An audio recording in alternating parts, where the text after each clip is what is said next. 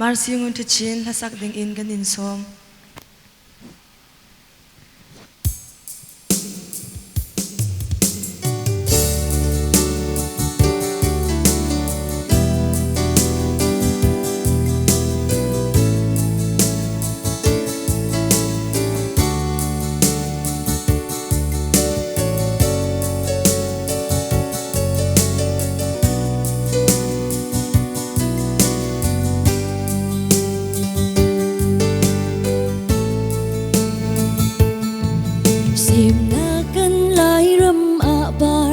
Do phun an tling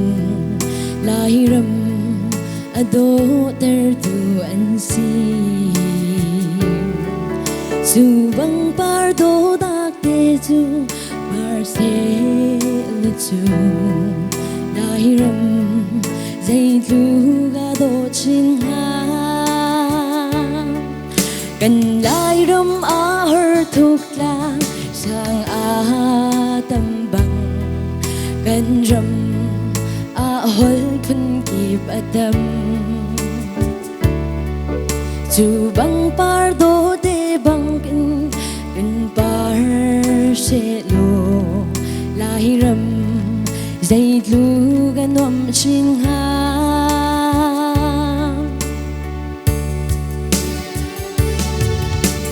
dut nak par do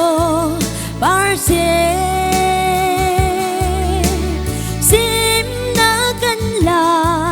ram a dot na rem na par chin se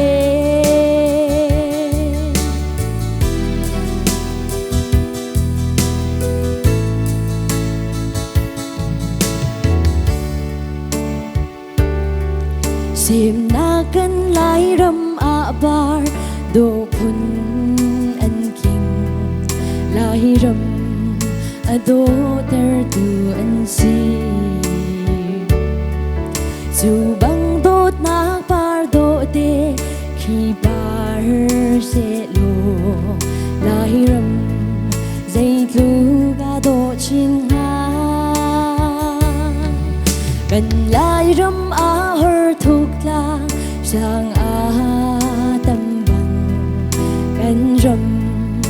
a hol phun kip adam hol phun khat te mang in i chon khau si lo lai ram dây lu ga nom chin ha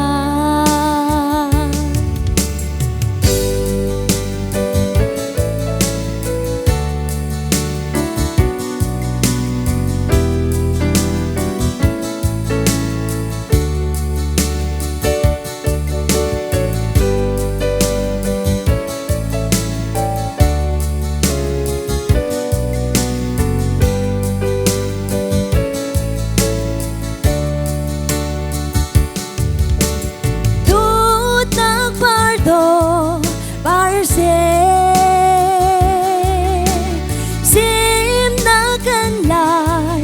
ram a rem na dot na par chin se dot na par do par se sim na kan lai ram a rem na dot na par chin se